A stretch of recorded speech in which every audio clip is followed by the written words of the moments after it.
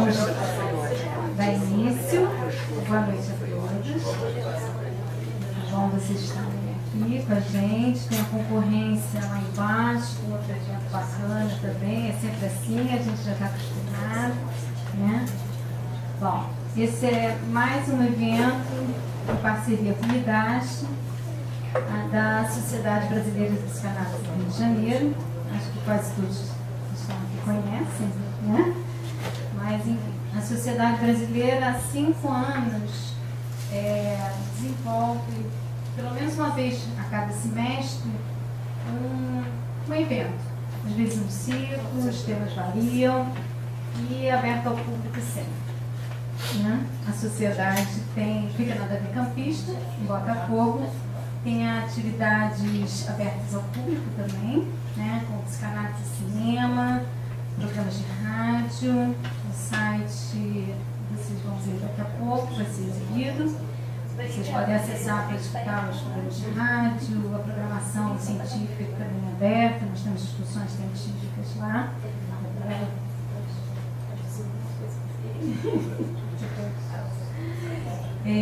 Obrigada.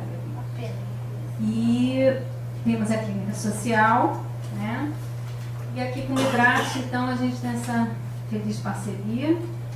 E hoje nós vamos falar sobre abuso sexual em Israel, com o nosso convidado Joshua Lula. Peço para ele sentar aqui. Would you please come?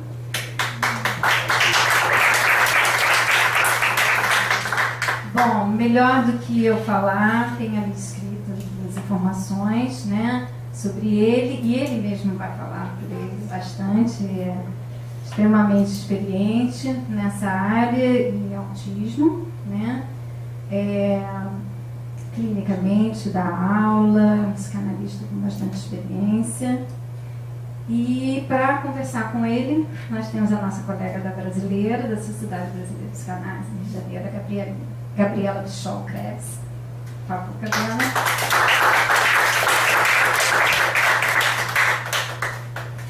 Bom, Felipe.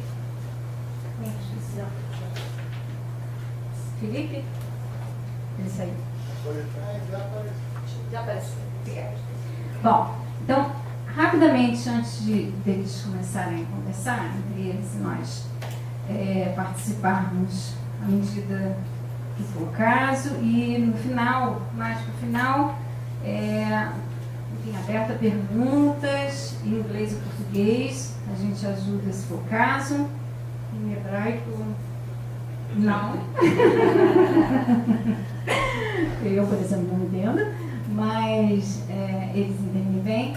Eu queria falar desse programa que a brasileira tem há quase 10 anos, Perguntar e Pensar, que vai ao ar na Rádio MEC AM, aos sábados, às 12 horas, e os temas são bastante variados, e é um programa muito interessante, vou deixar parte, porque eu faço parte aí da equipe, mas é um programa de radiodramaturgia, né, onde uma madrinha, Dinda, e uma criança que é um adolescente, né, são dois personagens, né, que interpretam, conversam sobre temas como, pode ser abuso sexual, mas tem mudança de escola, medo de escuro, né, e que vocês ouvindo,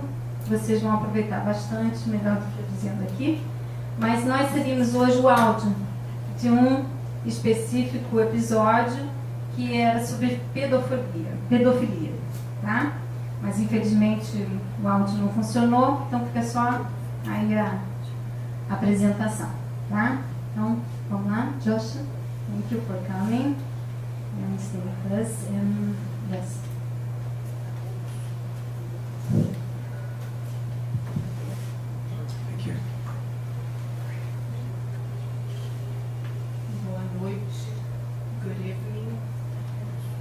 So I'm going to start asking Yoshua about his experience. He was telling me earlier how in Israel they have a very developed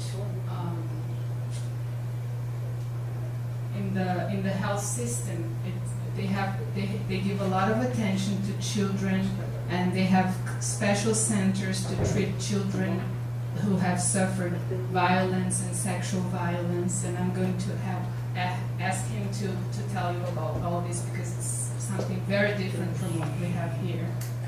So please. Okay, so Erev Tov, Shalom, everybody. I'm very happy to be here with you. I arrived last week to Sao Paulo as the guest of the Sao Paulo Society, and when Magda got in touch with me and told me that you have this Midrash place, I was very happy to come and talk to you. So let me start by saying a few things about the place of children in the Israeli society, because I think it has a lot to do with sexual abuse. Okay, as you know, children in Israel are a very, very central thing, and the reason they are very, very central, and a lot of energy goes into children, and a lot of funds, a lot of government funds, is because we're a post-traumatic society. Yes, you know, many people, as you very well know, Israel was built mostly by refugees, either from the Shoah, from the Holocaust, or from North Africa, where they suffered persecution. And so one thing that children signify in Israel is the future. Okay?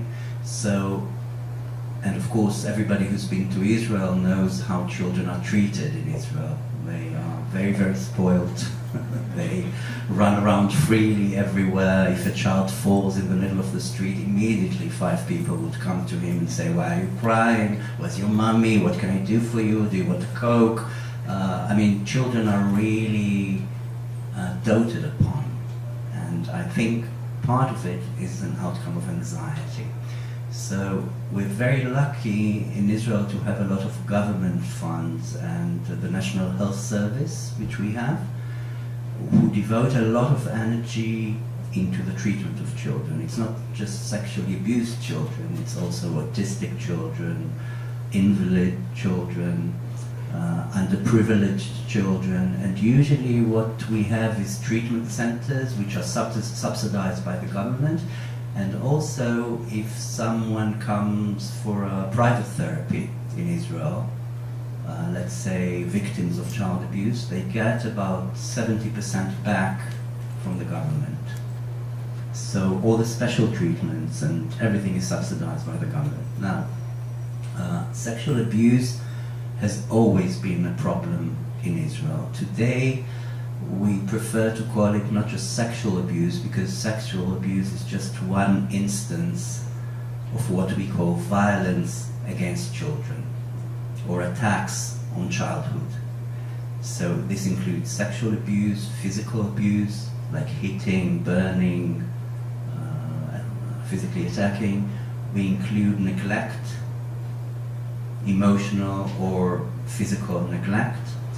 We include child exploitation, which would include child labor, child prostitution, and we would include indirect harm to children, such as parents who do substance abuse, like alcohol, drugs, narcotics, or parents or adults who expose the children to pornography or sexual intercourse, not with them, but this is also something that we get, you know, parents who have sexual intercourse and the child is in the room, yeah.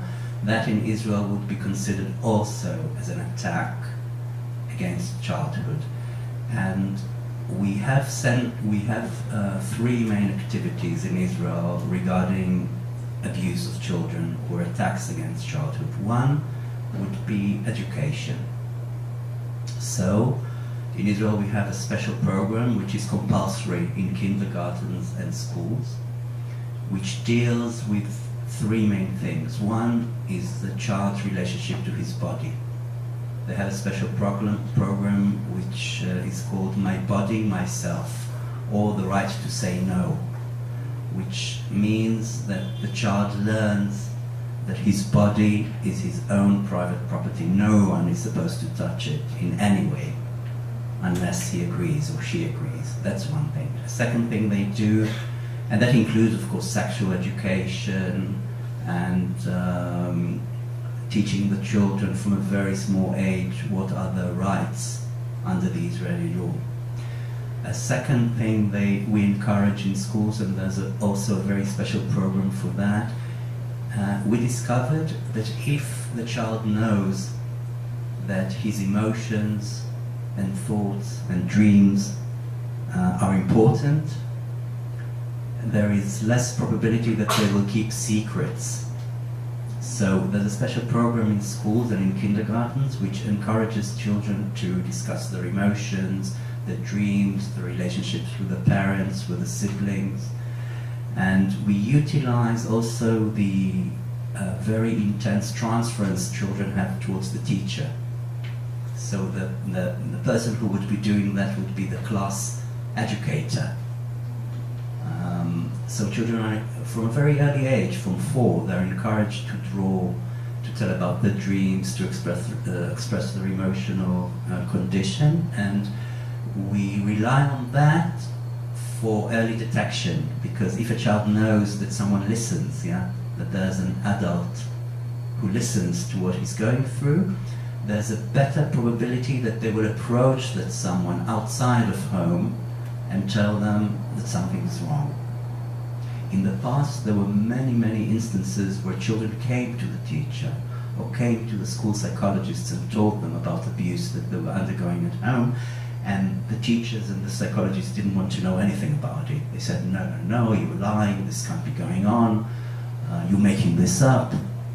And when we discovered that this was going on, we introduced this other program of discussing things, telling things. And so that's another thing. The third thing would be the training of teachers, social workers, and child officers in psychoanalytic psychotherapy, or the principles of psychoanalytic psychotherapy, so that they can appreciate the internal world of the child, what the child is going through. So this is education and prevention.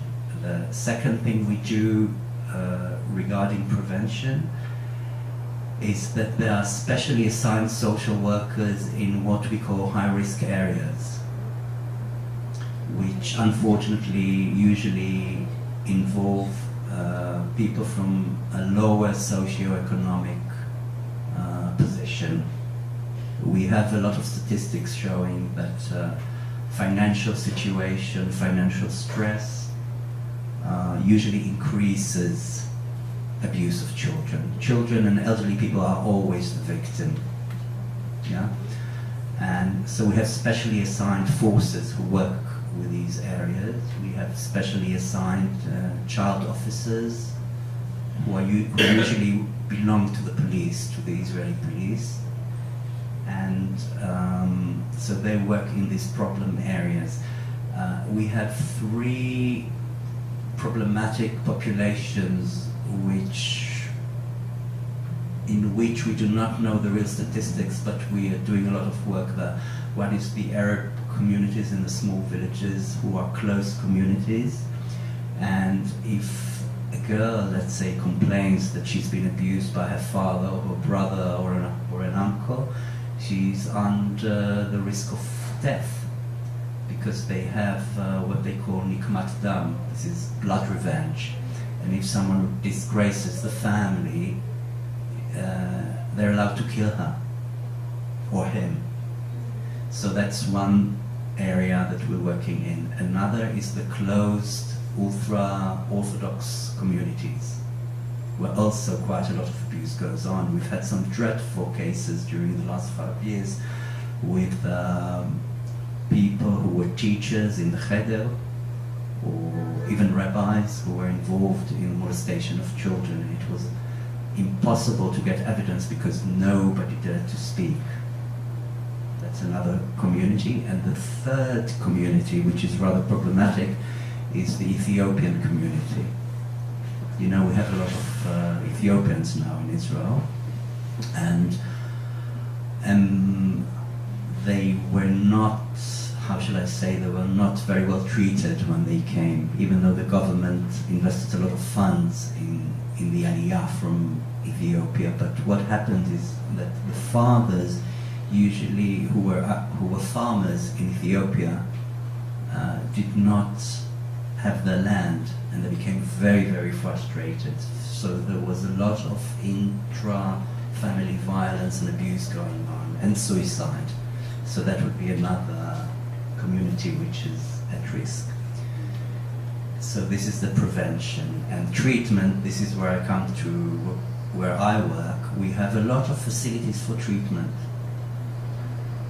We have open lines or hotlines for children and adolescents and young adults where they can phone and report abuse, and immediately they get into intervention, usually from crews composed of a psychotherapist, a police officer, and a lawyer. So they can get legal representation for free. Of course, they check the evidence, etc., but so that's one thing. Another thing that we open now are walk-in shelters for adolescents and children. If a child is being severely abused at home, he can just go to one of these centers and meet the staff and can stay overnight. It's under the law. Another thing we have is therapeutic communities for girls or boys who underwent abuse. For example, there's one very famous in Jerusalem where I supervise. It's a home for girls from the age of 6 till 18, where they live together as a community with a lot of caretakers. They get 3 times per week psychotherapy, group psychotherapy, all the legal aid they can get. They see the parents usually once every 2 weeks under supervision. Not at home, but in a sort of an intermediate place. We have treatment centers for adults who were victims of child abuse, where they get psychotherapy and legal aid if they need to. And they can bring the children, if they think the children are developing symptoms, they can bring them there. And we have special boarding schools for children who underwent abuse. So, as you can see, we have a lot of facilities. Most of them would be under psychoanalytic sort of orientation. And, of course, it's all made possible by the fact that the government is very much involved. The whole thing began, let's say, like 25 years ago, because up till then, nobody wanted to talk about it. It was a hush-hush thing, yes? And I'm sorry, it's very interesting you seeing that, because I posted on Facebook the flyer about tonight, and one of the first responses I got was from a friend of mine who lives in Israel, and she said, in a joke, as a joke, but you know, we know about jokes. She said, "Oh, come on, Gabby, there's no sexual abuse in Israel." And I thought it was very interesting, because people tend to say, "Come on, not in my family, not in my country, not in my school," you know. And as you were saying, one of the prevention things is to teach people to listen to what the child is saying. And I think maybe you can talk about this. Probably one of the most traumatic things that can, apart from the abuse itself, that can happen to a child is saying to someone that won't listen to what he or she is saying. And many times it happens at home. So a girl can be a victim of abuse by the father and will tell the mother, and the mother will say, "Well, come on," and stick to the father's version of it. So you're saying that in Israel this is kind of changed. It's been changing from the past 25 years. Yes, absolutely. I think it has a lot to do with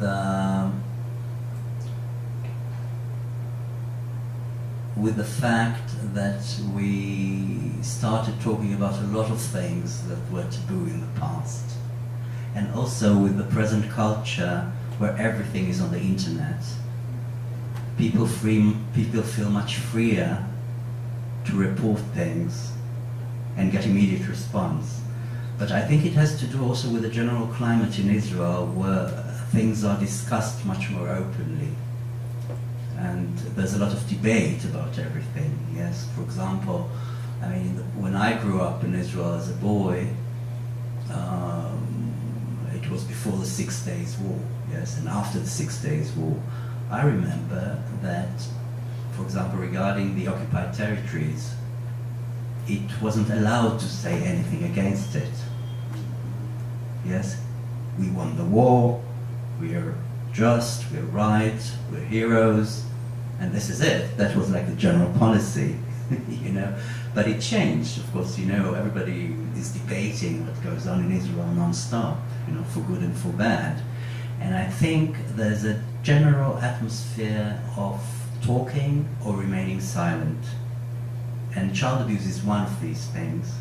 Also, the sexual harassment of women. You know, in Israel, it's a very, very big thing, because what turned out is that for years, you know, girls who've been to the army, you know, in Israel, girls need to go to the army for 2 years.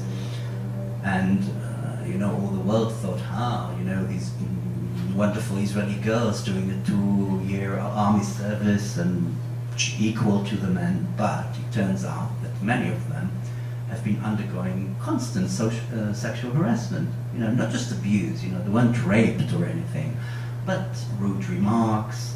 You know, when a girl would prepare coffee for the officer, he would slap her bottom, you know, things like that, which were considered to be very sort of a macho Israeli thing, but not for the girls, yes. So nowadays there's a lot of debate going on about that. So I think the general atmosphere of repression, denial, not wanting to know is changing. That's very good. Just Yes. how things begin to change. And also I want to say that silence in Israel was something that was not just about women or children. I want to remind you that when the Holocaust survivors came, nobody wanted to hear in Israel about what went on there. The refugees didn't want to speak. It was the same in Germany. You know, the older generation didn't want to speak. It was only in the late 60s that it was the Eichmann's trial, actually, that did it. The trial of Eichmann, yeah? Then people began to talk, and up till then, nobody wanted to know, because, you know, it's our natural reaction. We don't want to know about horrible things. And I think there's a natural side to it. Of course, you know, it arouses such an amount of anxiety when you talk about child sexual abuse or incest or pedophilia, because we all have children. We were all children. You immediately become anxious and you say, no, I don't want to know about it, because it involves childhood sexuality, which is always a taboo, like Freud said, yes, we don't want to know about it, yes. And it involves the immediate anxiety regarding the confusion between love, tenderness, and sexuality. For example, I'd say many victims of child abuse, when they grow up and have children, are always very anxious and confused about that. You know, they hug the child, they kiss him, they never know if it's, let's say, an innocent kiss or a hug, or it's going somewhere else. And that's one of the tragedies, one of the catastrophes of child abuse, that it destroys the boundaries between tenderness, sexuality, violence, pleasure, pain. It's all confused. And you were we were talking about pedophilia, incest, and what was the third one you mentioned? Harassment. Can you tell us about what's the difference between, sometimes we tend to think it's all the same. What's the difference? There's a lot of difference. I mean, I'm talking now psychologically, not legally. Of course, you know, the legal definitions of pedophilia or sexual abuse or harassment are different.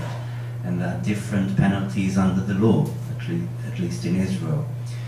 I would say that sexual abuse as a result of incest is mainly a psychological problem in the parent that has to do with a megalomaniac narcissism. The parent regards the child as an extension of himself and as his property. So there is some emotional contact, but very, very perverse. And the child is used as an object, you know, like a fetish for the father or the mother. In pedophilia, it doesn't matter which child it is. It doesn't involve a relationship. It involves just sexual excitement, which is gained through attacking children or looking at them. And in a way, it's a psychotic problem because the fantasy of the pedophile is that he can remain an infant forever through the children. And it's psychotic and dangerous in the sense that most of the pedophiles I've met were potential killers. You know, for example, when you look at the very well-known serial killers in the United States, they were all pedophiles, most of them. Whereas sexual incest is different. It's a use of the child for the perverse narcissism of the parent. And sexual harassment, I think, is a lighter version of that, because usually most of the sexual harassment would be towards, let's say, adolescents and adults. It's not really towards infants. And it comes from many, many sources. Aggression against females, insecure masculinity. Yes, that's mainly what we get. But I would say that degrees of illness are pedophile first place, then sexual abuse through incest, and then harassment. And since you mentioned the law in Israel, how does a therapist deal with like if you're seeing a patient and he's an abuser, or if you know he's about to do something, how do you deal with it? It's very easy. We're under law to report. The law in Israel is very clear about this. If you deal with things that happened in the past, you don't need to report. If you know that a crime is about to happen, it's your duty to report. You can't avoid it. You can be sent to prison if you don't. And this is made very clear to the patients. So we really don't have a dilemma. But I would like to add to this that when we work, for example, with a child, when we analyze a child who's been a victim of child abuse or is still in the legal proceedings of the trial, we are not requested to testify because the child works with child officers, social workers. They gather all the evidence. We understood many years ago that in order for the child to get well, he needs to have a secure place in therapy. It can't be mixed up with the legal proceedings. So the child comes to therapy. We're not requested to testify. We're not requested to give evidence regarding anything. And this creates a sort of a shelter for the child to work safely, and also for the analyst, for the therapist. Because if you constantly have to think about your appearance in court, it creates a problem, yes, with a therapeutic relationship. You have heard anything like what I'm going to say now, but I have. People who say like, oh, but children forget. So what's the matter? What's the big deal? They'll forget anyway. Have you ever heard anything like that? I've heard something even more shocking, that it's only children, they don't feel anything. This would be like a more shocking version of what you say. But of course we know that we forget nothing, and the body forgets nothing. Children who underwent abuse have a very problematic relationship with their bodies, because one of the catastrophes of child abuse, sexual or physiological, is that the body is bombarded, is flooded by sensations that the child cannot digest. They have no mental apparatus for understanding what's going on. Of course we know that children are sexual beings, but there's a huge difference between sexual feelings and fantasies and this really taking place, this really happening. So one of the things we get is, for example, one girl who was in therapy with me in psychoanalysis, and she's been abused since the age of 3 by her father and her 2 older brothers, constantly from the age of 3 till she was 7, till it was discovered at school. And she would describe how she would just lie there and let them do with her whatever they wanted, and she would look at the window and she would exit through the window. She severed the relationship with the body, like dissociation or splitting. And or she would say she would choose a dot on the ceiling and she would curl into this dot. What we know is sometimes that they sort of deposit themselves in other parts of the body. Now, so the body, which is supposed to be a safe home for us, turns into a concentration camp, yeah? It becomes something that we do not trust, that we do not like. All the children feel extremely dirty and damaged. They say, I'm a piece of shit, this is something that they would tell you. I'm dirty. They would develop all sorts of rituals of washing. There was a boy who's been abused in his family by his uncle and his cousins, and he tried to swallow bleach, bleach, because he said that his whole inside was dirty, because he was used for oral sex and anal sex, and he tried to clean himself from the inside. So the whole relationship to the body is completely damaged. And when they grow up, the girls sometimes become extremely promiscuous. They just sleep around, because they confuse sex with relationship, and they feel, this is just a body, it's not me. And sometimes they become extremely psychosomatic because the body becomes the site of all the anxiety and all the pain. Eating disorders, starving themselves to death, yes? So the whole relationship with the body becomes broken, I'd say. Now, to go back to your question, I think the body remembers. Sometimes they don't remember, they don't want to remember, but the body remembers, the dreams remember, the anxieties remember. So we never forget.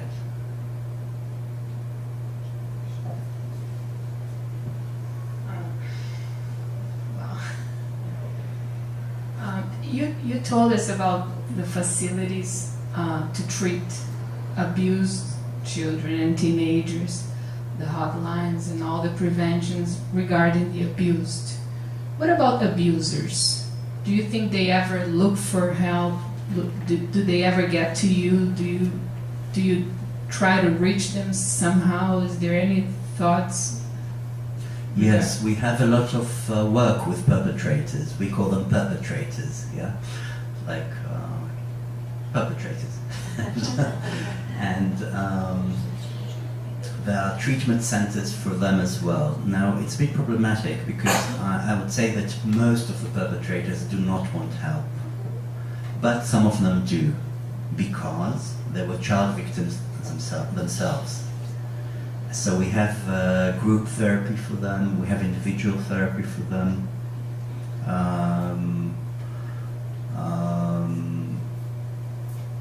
But it's a lot of strain on the therapists.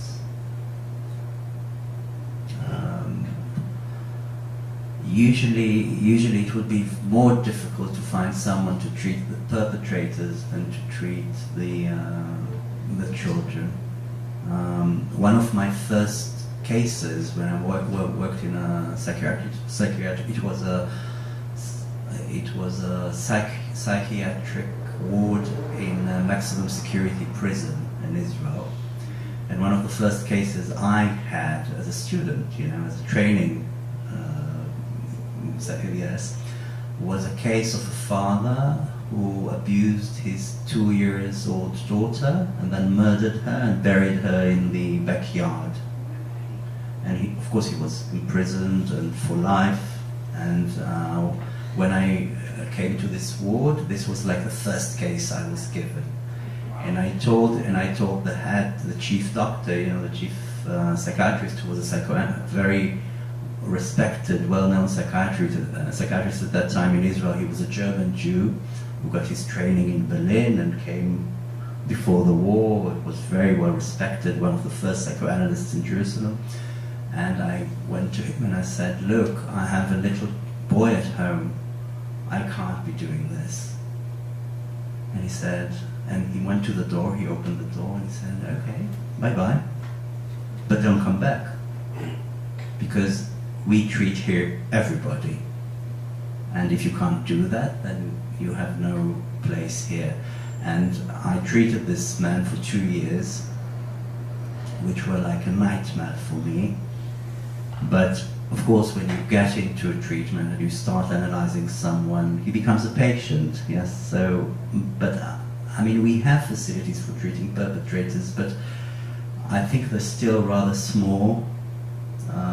I think not enough thought and energy goes into treating these people who are many times just suffer just as much as the victims, and that's something to develop further. What's some point?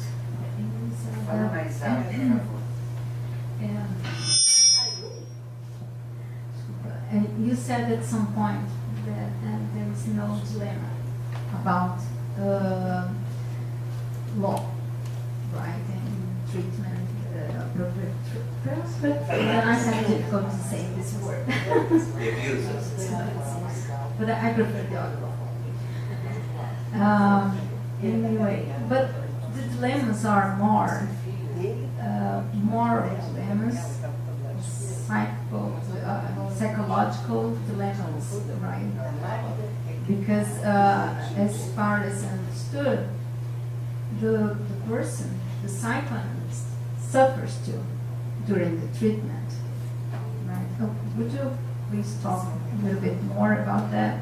The dilemmas that you may go through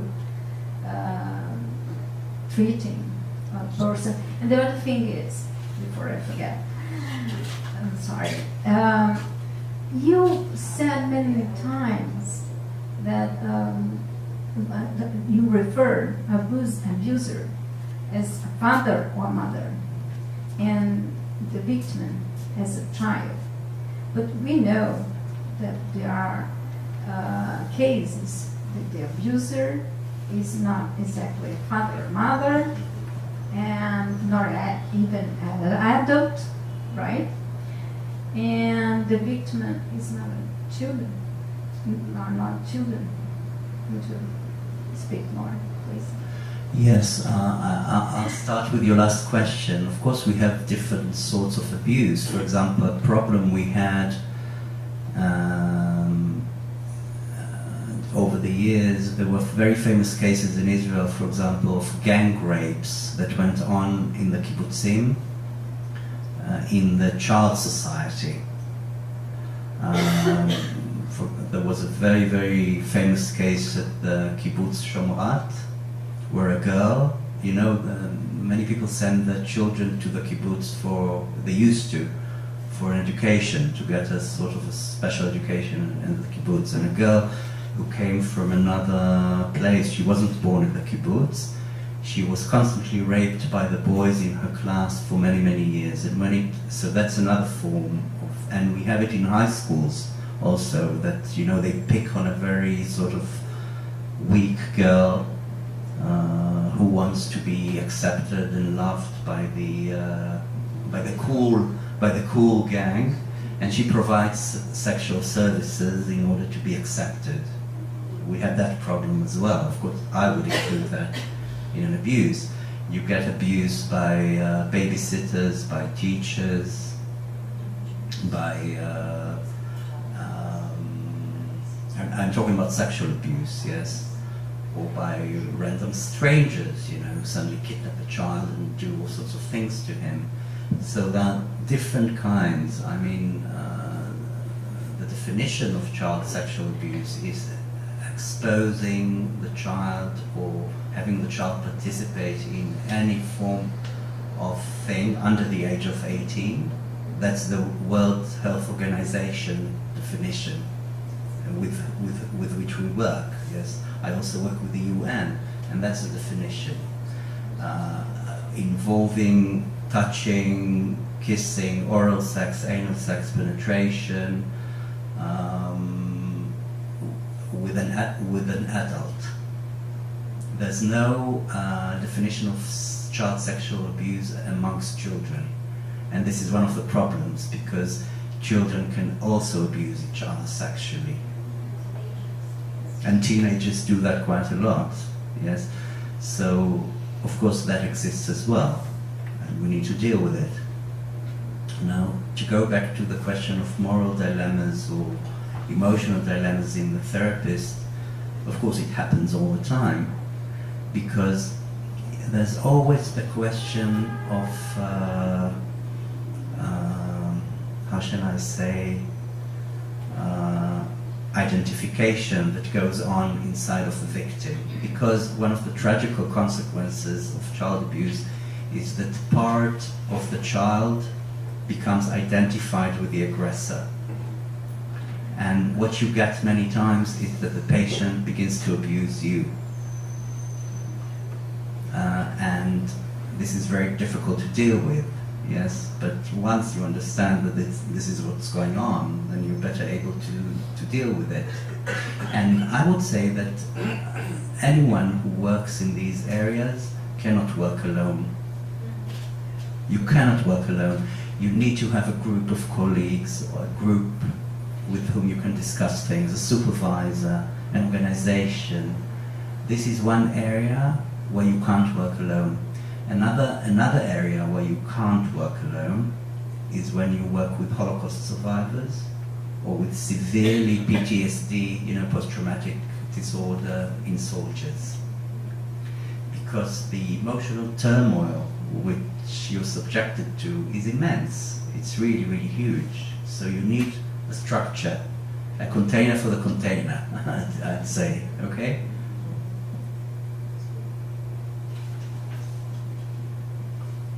It's okay, Yeah. Yes, sure.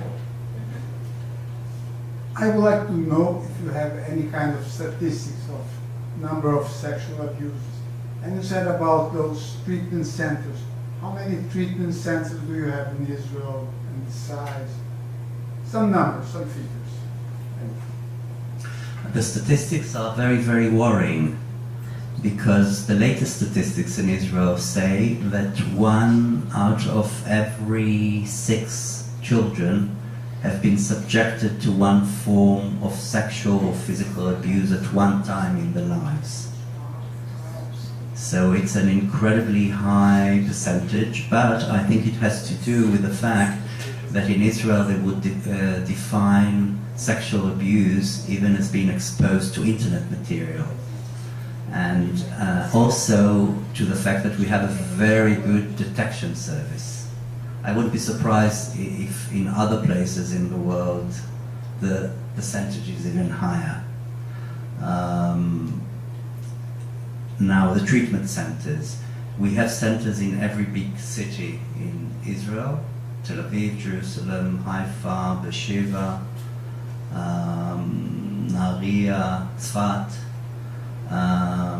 But they provide services for the whole area. But we have centers also in the countryside. There's a special station which works with the kibbutzim. In all the Arab villages we have at least 1 or 2 centers. In the Galilee, with the Bedouins we have a center. There are quite a lot of centers like that in Israel, and they're growing. We get more and more, because we're really lucky. You can say a lot of things about Israel for good and for bad, but one good thing about Israel is that the government really cares for the health of the children and for the health of the population. I think if there'll be a government who cuts budgets in healthcare and mental care, it will be thrown over. And this present government is very clever that way, because they do a lot of bad things, but they also keep this. We have a question there, but I just want to say something so that you have an idea. In Brazil, we have approximately 63 million children, and there is a number, a hotline, 100, you can dial free to denounce sexual abuse. And there's only, in 2014, there was only 91,000 calls denouncing any kind of violence against you. In 63 million children. So if in Israel, 1 in every 6, and here in 63 million children, only 91,000 called this number. What's the difference? Is that 1 to 6, but during his whole life, not during a year. Yeah. Yes. But still, And here we don't. not just sexual abuse. It could be hitting, shouting, humiliating, But violence here against children. Violence against we children. don't follow our children. We don't give them as much attention. Sonia. It would be very common for teenagers to say to parents in Israel, "You're abusing me," because the parents didn't allow them to go to a party. So you must also take this into account. The Israeli youngsters are very opinionated and very sort of cheeky. And if you tell them, no, you can't have money to buy another computer game, they would tell their friends that the parents are abusing them. And this also gets into the statistics. They get it. Does get it. Yes, because, it's the legal duty of every educator. If the child says, I'm being abused by my parents, he needs to report. Later on, it can turn out that this child was trying to, to manipulate the parents or manipulate the teacher. For example, I've had a case which I had to see, which was an absolute waste of time, but I had to see it because, the boy who was 15 would not tidy up his room. In Israel we don't have maids to tidy up our things, we do it all on our own. People would have someone to come and clean, and his room was in a mess to the extent that he had leftovers of sandwiches he was given to school, which dated half a year back. Didn't want to throw them. So one day the father sort of burst into the room, dragged him by the shirt and saying, "No, the father was an ex-officer in the army, so he wouldn't have any of that. He said, "No, you're going to clean the room or I'll kill you." Next thing we know, we get a phone call to the local police, my father's trying to murder me. And I had to see, I mean, so this would also get in, yes? So I'd say the real number is much less dramatic than the 1 out of 6, yes? Sonia. I speak in Portuguese, okay? It's easier. Gabriela, é o seguinte, o Yoshua disse que quando eles recebem um paciente que no momento ou no futuro é um perigo como um abusador, ele tem que reportar, é obrigatório. Nesse momento, esse caso passa a ser um caso de polícia, é criminal ou continua sendo considerado como um doente mental? Ele continua a tratar o Yoshua ou ele encaminha para um tipo de manicômio judiciário, por exemplo? When you have a case that you have to report a perpetrator, does the patient still go on seeing you? Do you have to report it? Does it become a case to the police? What's the following step? Usually when someone says, look, I have this urge to go on the internet and talk, I'm talking about a real case, for example, yes, you know, many pedophiles go on the net and start chatting up with children. They disguise themselves as children and start chatting with a child and then gathering information about him. And I would get this at the clinic, and you know, the person would tell me, yeah, I can't resist it. I went on the internet, I presented myself as someone, a girl called Rodi or whatever, and I started chatting with this girl, and I know where she lives. She told me what's going on, and I really have a very strong urge to go and meet her. And so he would report these things. Now, the first thing I do not go and report. I start working with the patient about his thoughts, about his plans. Why did he do it? Does he really want to do it? Yes. What does it mean in our relationship that he comes and tells me? So the first step would be to try and deal with it in therapy. So it's not to disrupt the therapy, and also as to keep the trust, you know, the trust of the patient in the analyst. Now, if I see that this goes on and on and on and on, and the patient takes real action, what he reports to be real action, I would say at one point, look, you know that you're telling me this, and we need to do something about it to help you, to stop you, because you know very well where this is going to lead. And usually by then, things change, you know. If the therapy is going well, it would remain as a sort of an idea, as a fantasy. It wouldn't be translated into action. But if I have a feeling and the worry that it is going to be translated into action, then I consult. There's a special department in the police where you can report anonymously. You don't need to give a name, and I would consult the legal aspect with the police. And if they say, look, you need to report, I would report. So it doesn't happen instantaneously. It's not as if someone comes and says, oh, I've had this fantasy of raping a woman, I would go and report. But you usually get, if you work with the patient for enough time, you get the idea when it's going to be real or acted out, and when it's going to remain a fantasy.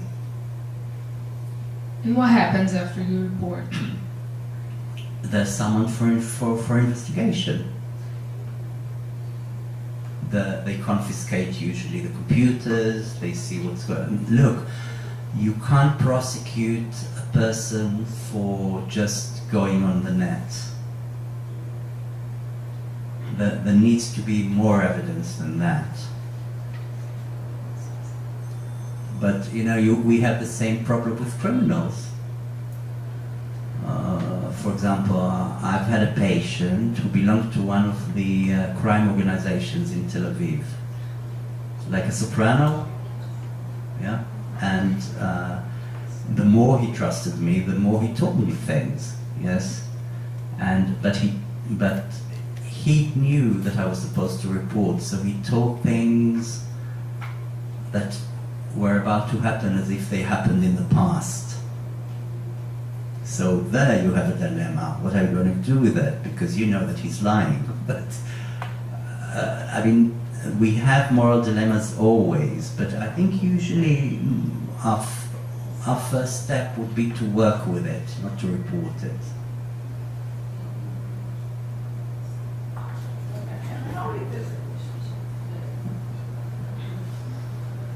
Yes, I have a question. You talked about detection among teachers, and I want to know if you have any kind of work with health providers like pediatrician. For example, we have here work with pediatrician to have some tips on how to detect it, like if you have a child with STDs, is something that, well, I will follow this, and if you have focus on undergraduation or post-graduation, because it's something that we have field work here about physician education. Yes, we have a lot of first of all, we work and train pediatricians for early detection. I forgot to mention it, but it's done in medical school. I work at the Sackler Medical School at the Tel Aviv University, and it's part of the curriculum of medical students, detection and prevention of sexual abuse or child abuse. They get it in the university, then they get it as part of their training of their internship in the hospitals. Of course, you get a lot of things at the ER, the emergency room, where children come with all sorts of breaks and damages, and they're very good at it, I must say, very, very good. We had a case last year of several babies who were brought to the ER. One was in Hadassah, one was in Jerusalem, and one was in Ichilov in Tel Aviv, where the parents shook the baby and caused brain damage. And the parents, of course, said the baby fell. Immediately there was a police investigation, and the parents now, both the couples are in prison now. But they're very good at detecting it, the physicians, because they get proper training.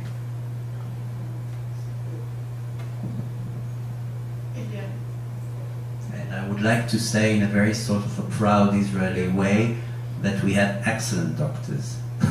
Really good. I mean, the medical level in Israel is very, very high.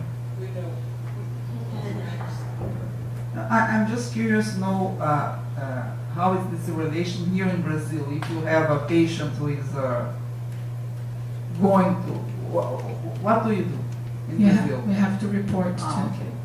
We report to the conselho, to the council, to the Conselho de Psicologia, Conselho de Medicina. Because in the dictatorship there was this big dilemma because.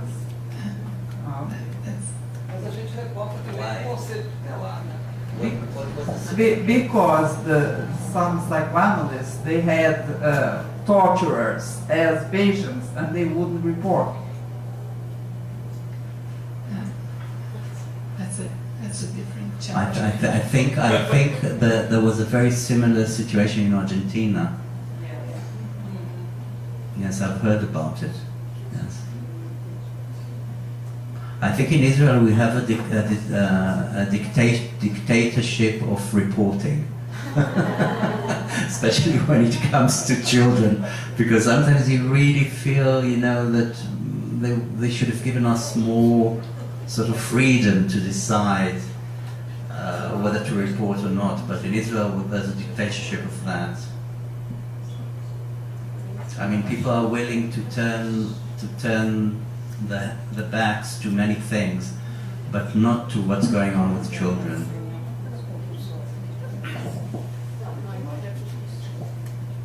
Hello. I would like to ask you, how do you deal with the Israeli Arabs children when they are abused? Because you told us that they can kill them or something like that can happen. So how do you deal with that? it's a very, very difficult thing, and you know, we have a very sort of ironic collaboration around these problems with the Germans. Why? Because as you know, in Berlin, for example, or in Frankfurt, they have a huge Turkish population with the same sort of problem, where girls are being abused, or little boys, and the community is not allowed to say anything, and if the child or the girl complains, they're sometimes murdered. So we had a lot of contacts with the Germans, because they asked us what we're doing, and we tried to find out what they were doing. And oddly enough, we came up with the same solution, because we realized that if the Israeli authorities, or let's say Israelis or Jewish people, come into the community, there's a double silence. One, the natural silence of the law of the village. Second, the hostility towards the intruder. Okay, even if we talk about the Israeli Arabs in the Galilee, in Jaffa, or whatever, who are very well educated, most of them, usually from higher financial classes, but still the law applies. It's different between the Muslims and the Christians, because the higher percentage of abuse is with the Muslims, not with the Christians. So we trained special social workers and psychotherapists within the village community to deal with that. Non-Muslims, you mean? Muslims? Muslims. Yes. Yes, we have quite a lot of Muslim social workers and Muslim psychotherapists who work in the communities, and many of them even underwent psychoanalysis. I'd like to make a question. If I won't be able to speak in English, I'll go in Portuguese. I am really concerned about assuming the sexual abuse as a fact before evaluating, because on the clinic we know that there are cases of sexual abuse, but we have also fantasies, we have sexual theories from children, body exploration, to know the bodies, and children plays with it. And I'm really concerned because nowadays any word that anyone says about it becomes a fact. And as a psychoanalyst, I take it in another way. Here in Brazil, I don't know in your country, but the psychoanalysts, the psychologists here tend to assume the sexual abuse is a fact. And in my studies, I study psychoanalysis and I study sexual abuse. And we can see as we take a children, a patient, subject.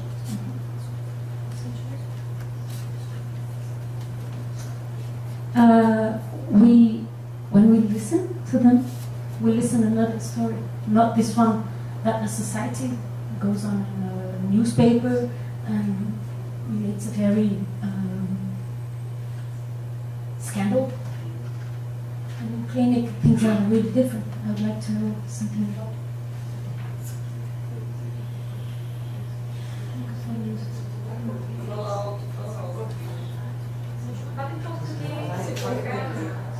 Não, ela ia falar do sujeito do inconsciente, mas era do desejo inconsciente. Da criança ser tomada como sujeito do inconsciente que deseja, enfim, que tem desejo, que é sexuada e que tem que se haver com a sua sexualidade, que tem que se haver com o seu corpo, que excita, e, enfim, do qual ela goza, né? Enfim, se isso é considerado, levado em conta, né? The difference between the child's fantasies and unconscious desires. When when people start speaking psychoanalysis, it's an international sort of language. So, look, I want to say something. I'm a Kleinian. For Kleinians, the internal world and fantasies and sexuality and aggression is mainly an internal thing. Okay? So I would tend to agree with you that, of course, the child has a lot of fantasies, and not every child that draws a lot of penises and discusses, you know, all sorts of masturbatory fantasies is an abused child, not at all. In Israel, you need to have a lot of evidence in order to claim that the child's been abused. It's not that easy, not at all. At the clinic, of course, we know that usually there are telltale signs, which also have to do with, I'd say, specific symptoms that the child develops. A family atmosphere. You know, sometimes there's no real sexual abuse, but you get incestuous families where you have an incestuous climate. For example, when the child is used as an object of desire by the parents without touching him or without doing anything to him. So before, I would say that before it goes legal and before it becomes a real case of child abuse, you would need to get a lot of evidence. Usually, we are not the one who collecting the evidence. I would open this with the parents if I see that the child is obsessed by themes that have to do with sex and sexual violence and being penetrated by the parents or emotionally abused by the parents. Of course, I would open it up with them and see, you know, what goes on. But I'd say that we have to keep in mind what you said, that sometimes the line is very, very thin. And of course it's a thing with psychoanalysis in general, because when Freud substituted his seduction theory for the fantasy theory, he's done something very good, but he's done also something very bad. Because in fact we know, you know, that he was confused sometimes between what really happened and what the person fantasized. So I think it's like an original sin with psychoanalysis, this line between fantasy and reality. And there are no clear answers, not at all. For example, I've had many cases of which I've heard about, you know, analysts interpreting for dear life about the child's sexual fantasies and aggressive tendencies, and when the child grew up and became an adolescent, it turned out that he's been constantly abused while treated. So, and of course you get the other stuff where there are lots of sexual fantasies and what have you, and it's fantasies. Yeah, an overactive sexuality or erotization of relationships, which we get a lot. But I think the whole point of what I'm trying to say is that we also need to take into account that something might be going on, not ignore it.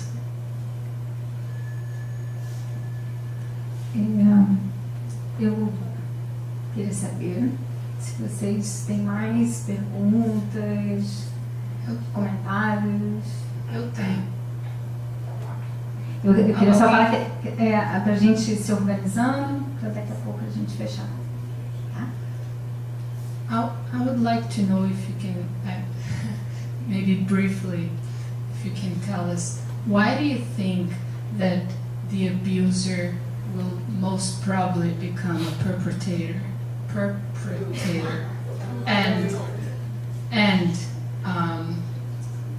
what do you think is the prognosis for the abused?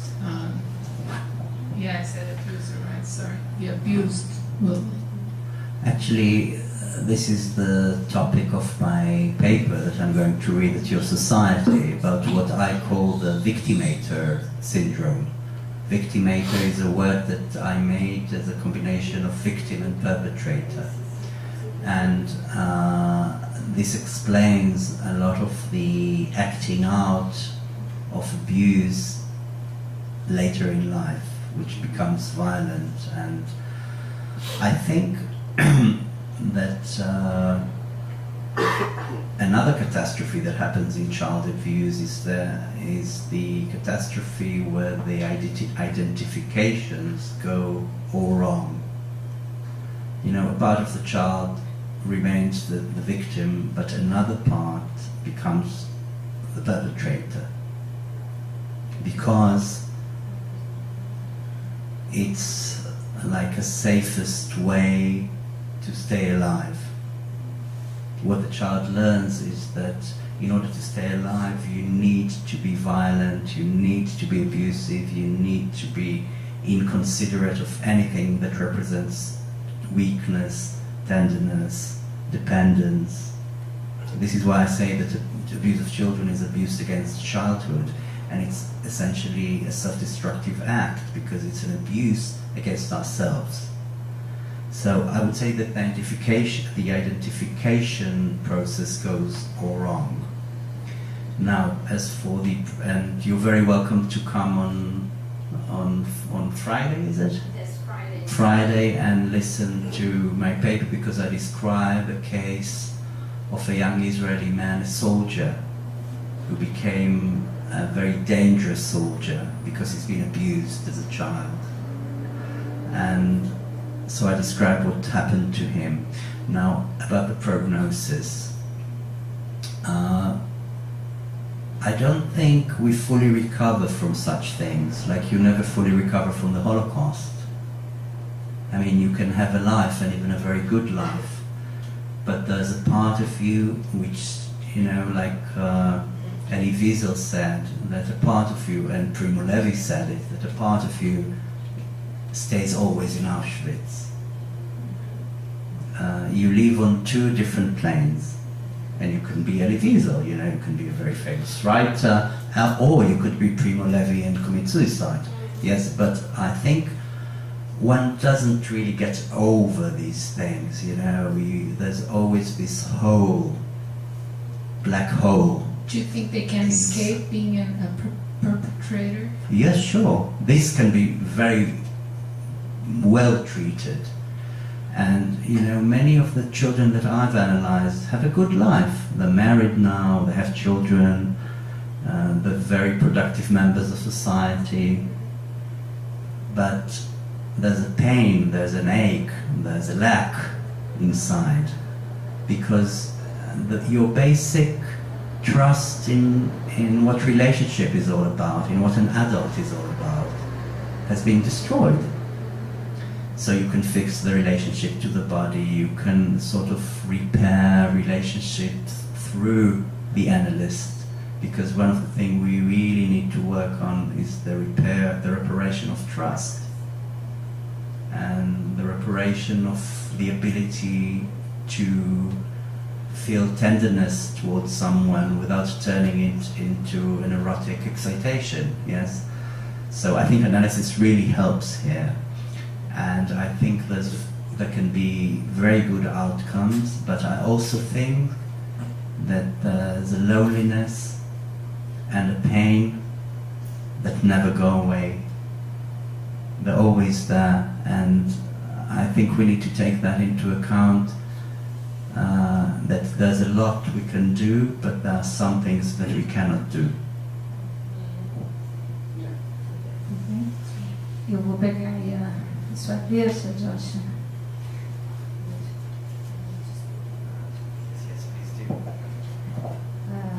Josh, ele tem familiaridade com o português, história com o espanhol, né? Então ele entende um pouquinho português. Vou pegar a sua deixa, né, sobre o evento que a Sociedade Brasileira de Psicanálise do Rio de Janeiro também organizou, e acontecerá nessa sexta, dia 8, e sábado, dia 9. Eu não sei se quando vocês assinaram, todo mundo assinou a lista de presença? Obrigada. Vocês perceberam o panfleto com a programação que o Felipe vai projetar aí para a gente. Quem estiver interessado pode pegar. As inscrições ainda estão abertas para o público em geral. Eu chamo a atenção para que alguns pontos que Joshua e Gabriela, vocês, né, na participação, trouxeram aí, apontaram, estarão sendo abordados, né, nesses dois dias, né, do encontro que se chama A Dupla Experiência Clínica de um Analista. Né? No caso é o Joshua, que vai apresentar o trabalho dele, e que nós teremos não só psicanalistas, psicólogos, educadores, né, participando desse encontro. Né? Estarão presentes também Ivone Ferreira Caetano, que é desembargadora do Tribunal de Justiça do Rio de Janeiro, a Maria Aglaé Tedesco Vilar, que é juíza de Direito do Tribunal de Justiça e doutora em Bioética. O Joshua vai comentar algumas coisas nessa mesa e ele vai apresentar um paper, um artigo, desculpa, um trabalho dele, e terá a apresentação também de um caso clínico, né, discussão clínica, com apresentação sobre autismo. Tá? Então, a dupla experiência, que ele, como inicialmente mencionou, é a dupla experiência dele com autistas e situações de abuso. Tá? Vocês podem se inscrever, aqui no panfleto tem as informações, e também através do site da Sociedade Brasileira de Psicanálise vocês podem se informar mais, né? Que é www.sbprj.org.br. Tá? Eu vou sugerir aqui, porque nessa história de se envolver com o tema, né, é um tema denso, duro, né, da gente lidar. Eu e a Gabriela comentávamos recentemente que, lendo o trabalho dele, nós duas choramos. Nós duas choramos, cada uma no seu pedaço, no seu momento, mas é muito comovente, é muito envolvente.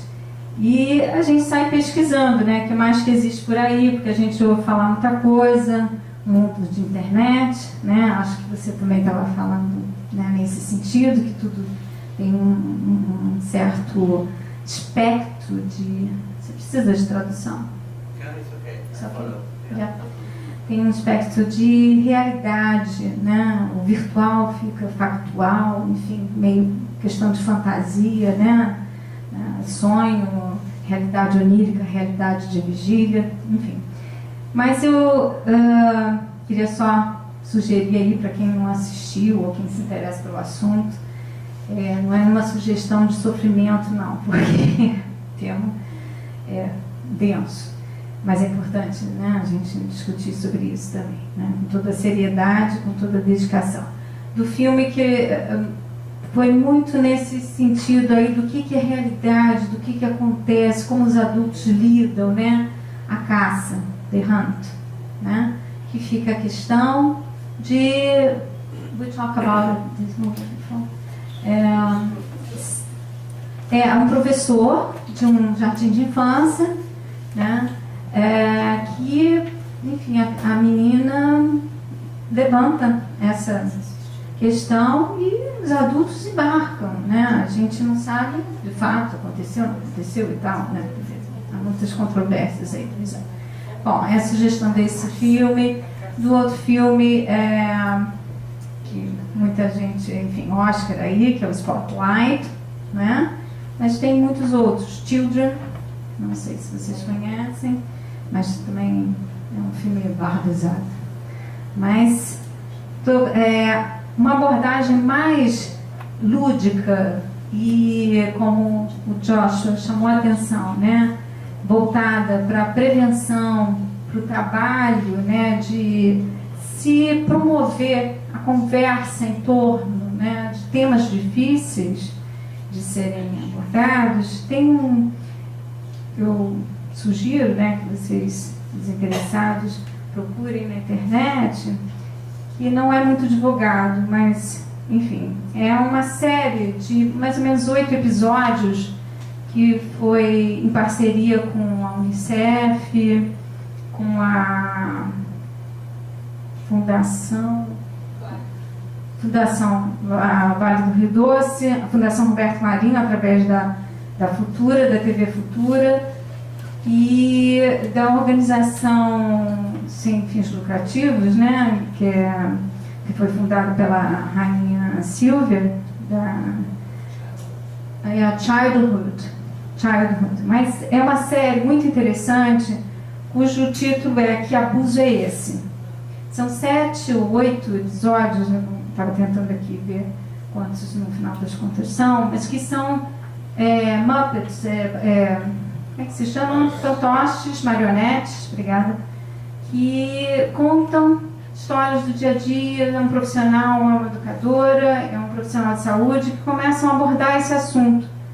E aí tem vários momentos de testemunho de profissionais, de diversas áreas que trabalham diretamente com esse assunto e que fazem a diferença entre pedofilia, abuso, o que é carícia, o que é carinho, né? Conversar sobre o assunto, chegar perto, como é que os adultos podem, inclusive, serem ajudados, né?